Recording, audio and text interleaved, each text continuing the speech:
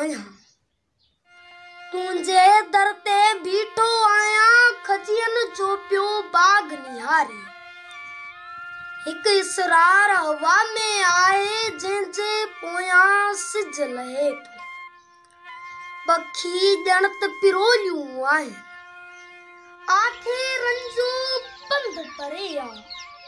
ॻोठ जो रस्तो ॻाल्हाए थो ॻोठ जो रस्तो ॻाल्हाए थो कई वीर लंघिया जंहिंतां मजबूरन आ घर छॾाया कई नीर लंघिया जंहिंतां दूहे माका दां दुखे थी सिक जूं काठियूं केर थो सोरे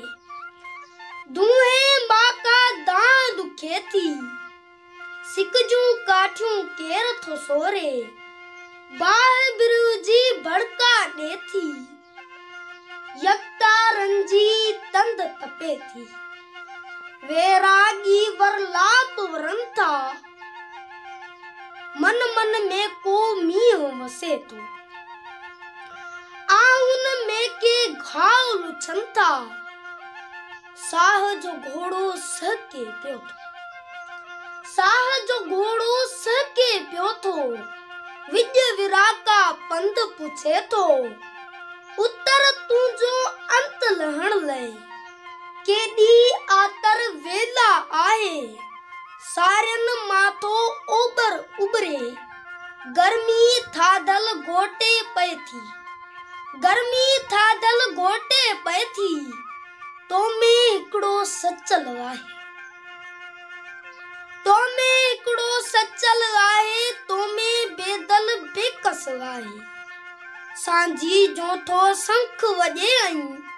मेड़े मेड़े मच बरन था मूंखे अहिड़ो सच चवनि था उतर तो मां आग बि उथणी तो मां हिकिड़ी जाग बि जुटणी सिंधु साह के सोला खणंदो सिंधु साह के सोला खणंदो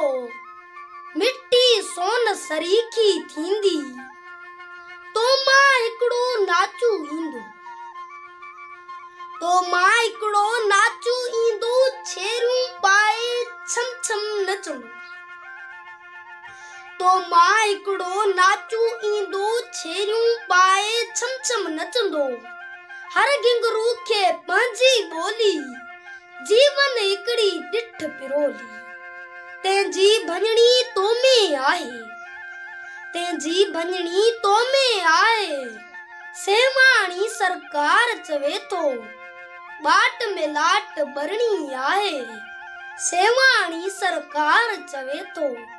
बाट में लाट बरणी आहे तू